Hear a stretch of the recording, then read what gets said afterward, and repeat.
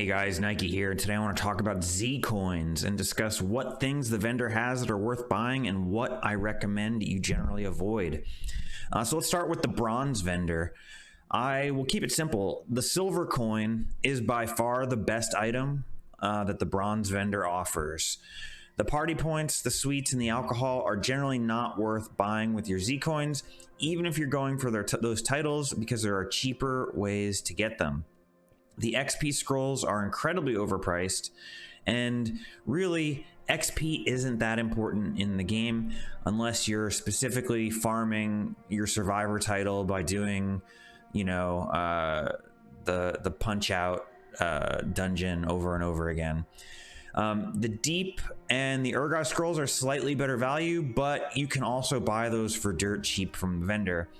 So, as I said, for the bronze copper rewards, it's almost always better to upgrade to silver. That is just a no-brainer. So let's talk about the silver vendor. The silver vendor is where things get more interesting. The small equipment pack is very useful if you don't have one. The small equipment pack sells for 2.5 plat at the merchant, so this is a reasonable savings to obtain one. The Zaishen tonic is pretty worthless unless you collect tonics for some reason. The Flames of Balthazar I don't particularly recommend. They can be useful for obtaining unlocks to acquire with tomes, but all you're really trading your hard-earned coins for is a bit of time saved, and not a lot of time at that. There is an exception to that, which I will talk about when we get to the gold vendor. Lockpicks are pretty reasonable at 2 silver coins. However, if you are in an alliance that owns a town in factions, you can buy lockpicks for a better rate. Otherwise, these are slightly better than buying them from the vendor. The superior salvage kit, you are better off buying from the merchant. And the perfect salvage kit can be worth buying if you have a very specific need for it. But generally speaking, that's endgame stuff, and when you have enough mats to craft, but by the time you get to the point in the game where you need a perfect salvage kit, you should have enough mats to just craft one from the specific concept merchant when you have a need for them, without having to spend really any real resources for it. The Zaishen summoning stone is more or less a waste. There are plenty of sources of summoning stones in the game, and during the anniversary event you can get an unlimited summoning stone that is just quite a bit better. The passage scrolls to the underworld and the Fissure of Woe are never worth buying. Either the world has a favor of the gods and it's 1 plat to get into the instances, or you can get a scroll from the scroll trader that is much cheaper than either of these passage scrolls from the silver coin merchant. The XP scrolls, exactly what I said in regards to the copper coins. These are terrible, and you do not want to use your silver coins on XP scrolls. So then lastly, the silver vendor has normal tomes. The normal tomes are like Flames of Balthazar, mostly for time saving when setting up a new character. Unlocking normal skills, though, is usually trivial, and I wouldn't recommend doing it this way. These really do drop a lot through normal gameplay. So by the time you're a veteran and you're, rolling alts, you have a large enough supply of these on hand that you shouldn't have to buy these from this merchant with your hard-earned Zcoins. Generally speaking, when it comes to overall advice for silver coins, is you should upgrade them to gold or buy the small equipment pack and potentially lockpicks. The equipment pack can be passed down to other characters if you upgrade to a better equipment pack later. So you're not really wasting any resources by buying the small equipment pack if you are just starting out in the game. So that's it for the silver vendor. Now the gold vendor is where these merchants get really good. So the first thing is a Zaishen key for 1 gold coin.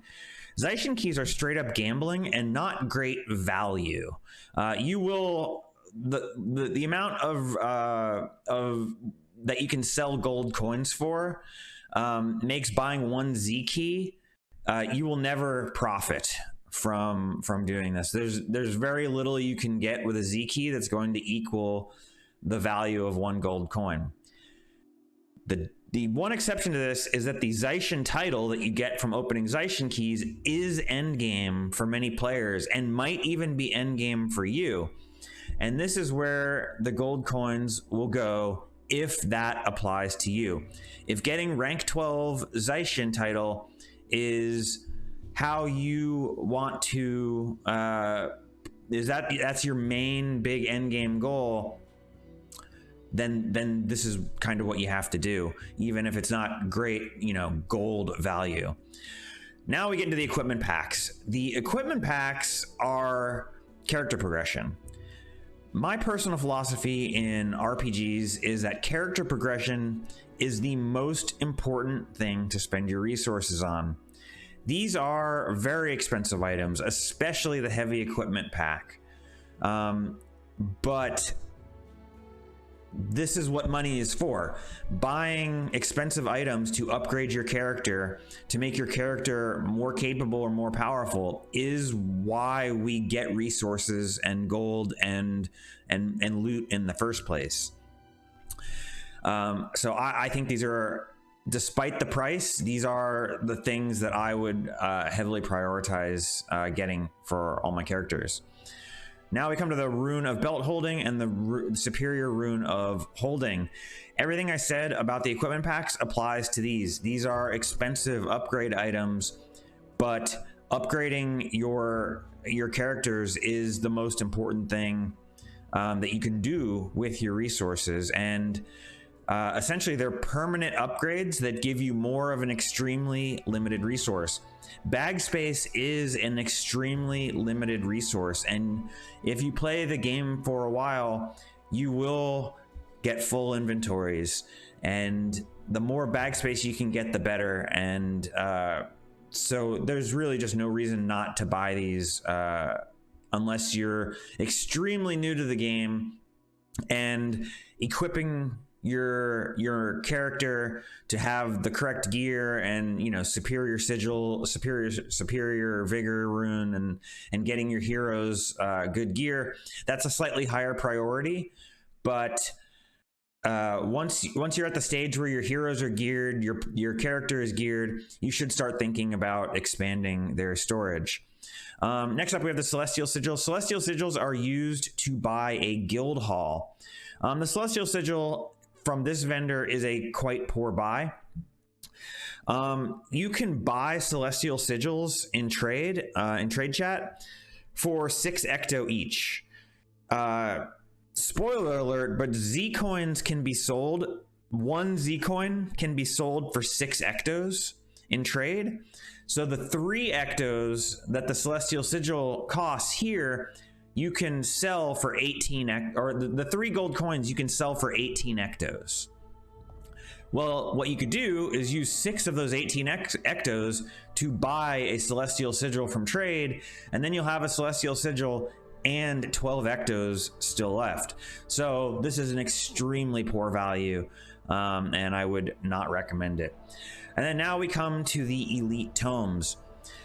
So Elite Tomes I consider to be a bit wasteful for similar reasons I explained on the normal tomes. However, there are several exceptions to that makes Elite Tomes a much more interesting proposition than normal tomes. The time investment to unlock all the elite skills you might need for a character is a bit higher than the time investment needed to unlock all the normal skills. So in that regard, these are a time saver. They're a more expensive time saver, but a time saver nonetheless. The other thing that you might want to consider is that a lot of people, especially people that are new to the game, and this probably applies to a lot of people watching this video, are playing the game in order. They're doing a full playthrough of Prophecies, then a full playthrough of of factions, and then a full playthrough of Nightfall. Well, if the elite skill you really want for your build is at the end of Nightfall, like let's say you're playing Elementalist and you want Invoke Air. Invoke is a powerful LE elite skill, and you don't get it till very far into Nightfall, past the halfway point of Nightfall.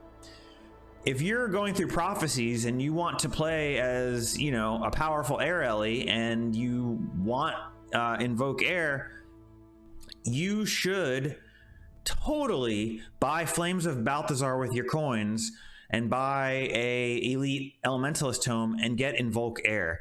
That way you can play the build you want to play in Prophecies and not have to wait and play a build you don't enjoy as much for, you know, for the next 2 campaigns. It totally makes sense to use an elite tome to skip ahead, and that's what I would totally do. That said, there is another thing sort of related to the Celestial Sigil that I want to talk about. You can buy elite tomes in trade for 2 or 3 ecto. So again, you can sell your gold coins for 6 ecto and then buy your elite Elementalist tome for 3 ecto, and you'll get your Invoke Air and you'll have 3 ectos to spare. So from an exchange rate standpoint, these are not a good purchase, but I could at least see the argument for wanting to buy an elite tome. They do have a use in that regard for people that are playing the game straight in order. Anyway, the other thing that elite tomes are generally used for are people that want to finish the skill hunter title. So one of the titles for GWAM is unlocking every elite skill on one character. That is a very time consuming thing. You will probably get, you know, 75% of the elite skills incidentally while vanquishing and doing missions. If you bring 2 cap sigs with you on every vanquish and every mission, you will get a lot of the elite skills. But you're not going to get all of the elite skills that way. There's going to be quite a few in every zone that you can't capture because you're not the right secondary profession. Or, you know, maybe there's 3 warrior, maybe you're playing warrior and there's 3 warrior elites in this zone. While you're vanquishing, you're not going to be able to get all of them, plus all the secondary profession stuff. At some point, you're either going to have to go back to the zones multiple times to capture everything, or, you know, you can just buy elite tomes and skip the line. Buying elite tomes means, in theory, a very rich player could buy the skill hunter title, you know, all in one day if they could afford all the Flames of Balthazar and all the elite tomes. So that's really why there's a market for elite tomes at the end game, is so that people can quickly finish their skill hunter title. But like I said, you can buy the elite tomes for cheaper than 1 gold coin on the trade market. So therefore, I don't recommend these as a purchase. The Everlasting Crate of Fireworks is something I personally would never buy. But if you're a super rich endgame player who, you know, wants to have it all, this is a permanent everlasting item. It won't kill you if you're super rich to buy one of these. It's very expensive. 50 gold coins is not cheap, but it's a permanent thing that you can have forever. You know, I'm not going to try to talk you out of it. If you're a super rich player who, you know, has a completionist streak and wants everything, go for it. Lastly, we come to the envoy weapons. Envoy weapons are eye-wateringly expensive. If you think about the fact that 100 gold coins is the equivalent of 600 ecto, then you have to look at an envoy weapon as more expensive, significantly more expensive than a set of fissure armor. So that's the perspective that you're looking at. These are like each of these weapons is over 1.5 sets of fissure armor. So very expensive items here. But if you like the skins, especially popular ones like the Envoy Scythe, attaining an envoy scythe might be the end game for you. If you are a player who likes scythes, you're playing dervish, you're playing, you know, other professions that use a scythe, and you think envoy scythe is the best scythe skin in the game, this is your end game. Getting one of these is obviously your best in slot. So it is totally worth it to save your gold coins and buy one of these. If these are ugly to you, then these aren't going to be worth your extreme amount of resources. So it's really objective. If the envoy scythe is the best looking skin in the game for you, or the envoy sword or the envoy axe is the best looking skin in the game for you, you should totally buy them. They are, in that case, worth it because they are the end game prestige item for you. Personally, I do enjoy the envoy scythe, and so I bought them. I bought an envoy scythe for my dervish and for my warrior because I like the scythe, and that is the skin I want to use with the scythe. But to each his own. If you don't like the skin, then it is not going to be worth it for you to spend this much resources on it.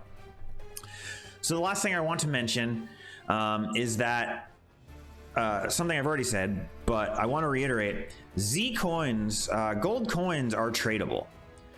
You can sell your gold coins very quickly.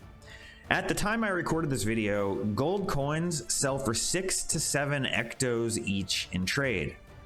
That's a lot. If you're saving up for obsidian armor, or you have other expensive needs like properly gearing your heroes with full runes and 40/40 weapons and insignias, etc., or you have a huge need of gold, finishing your Hall of Monuments is expensive. Finishing your Hall of Monuments costs a lot of plat. Even if you do things as cheaply as possible, it's expensive. If that's the case, if you're doing any of those things, probably the best thing you can do with your gold Zcoins is selling them for ecto and then buying the things you need at the better rates, at the best rates you can. So I would highly encourage probably most people watching this, unless there's something you really want, like the high value items, the things that I consider the highest value items, like the equipment packs and the Rune of Holdings. If your higher priority is finishing up Guam, or finishing 50/50 Hall of Monuments, or you know, gearing your character or gearing your heroes, you should 100% be selling your Zcoins for ectos and buying the things you need. That is going to be the highest and best use of your Zcoins. So anyway, guys, that's it for me for this video. Thank you guys for watching. Please leave any comments you have below. I'm kind of interested to hear your thoughts on this one. So anyway, guys, I will see you next time. Thanks for watching.